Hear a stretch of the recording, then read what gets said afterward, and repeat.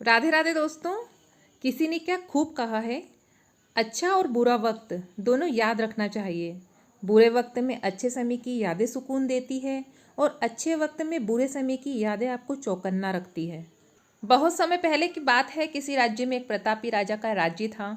राजा के 3 पुत्र थे। एक दिन राजा के मन में आया कि पुत्रों को कुछ ऐसी शिक्षा दी जाए कि समय आने पे वो राजकाज संभाल सके। इसी विचार के साथ राजा ने सभी पुत्रों को दरबार में बुलाया और बोला, पुत्रों, हमारे राज्य में नाशपाती का कोई वृक्ष नहीं है। मैं चाहता हूँ कि तुम सब 4-4 महीने के अंतराल पर इस वृक्ष की तलाश में जाओ और पता लगाओ कि वो कैसा होता है। राजा की आज्ञा पर तीनों पुत्र बारी बारी से गए और वापस लौट आए।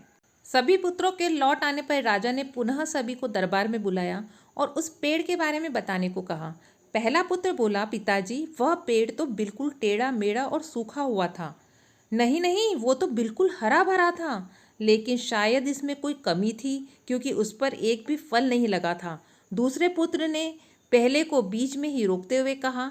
फिर तीसरा पुत्र बोला, भैया, लगता है आप भी कोई गलत पेड़ देख आए हैं, क्योंकि मैंने सचमुच नाशपाती का पेड़ देखा। वो बहुत ही शानदार था और फलों से लदा पड़ा था। और तीनों पुत्र अपनी अपनी बात को लेके आपस में विवाद करने लगे कि तभी राजा ने अपने सिंहासन से उठे और बोले, पुत्रों, तुम्हें आपस में बहस करने की कोई आवश्यकता नहीं है। दरअसल तुम तीनों ही वृक्ष का सही वर्णन कर रहे हो। मैंने जानबूझकर तुम्हें अलग अलग मौसम में वृक्ष खोजने भेजा था और तुमने जो देखा वो मौसम के अनुसार था। मैं चाहता हूँ कि इस अनुभव के आधार पर तुम 3 बातों को गांठ बांध लो। पहले, किसी चीज के बारे में सही और पूर्ण जानकारी चाहिए तो तुम्हें उसे लंबे समय तक देखना परखना चाहिए, फिर चाहे वो कोई विषय हो, वस्तु हो या कोई व्यक्ति ही क्यों ना हो। दूसरी, हर मौसम एक सा नहीं होता। जिस प्रकार वृक्ष मौसम के अनुसार सूखता, हरा भरा या फलों से लदा रहता है, उसी प्रकार मनुष्य के जीवन में भी उतार चढ़ाव आते रहते हैं। अतः अगर तुम किसी भी बुरे दौर से गुजर रहे हो तो अपनी हिम्मत और धैर्य बनाए रखो। समय अवश्य बदलता है। तीसरी बात, अपनी बात को ही सही मानकर उस पर अड़े मत रहो। अपना दिमाग खोलो और दूसरों के विचारों को भी जानो। यह संसार ज्ञान से भरा पड़ा है।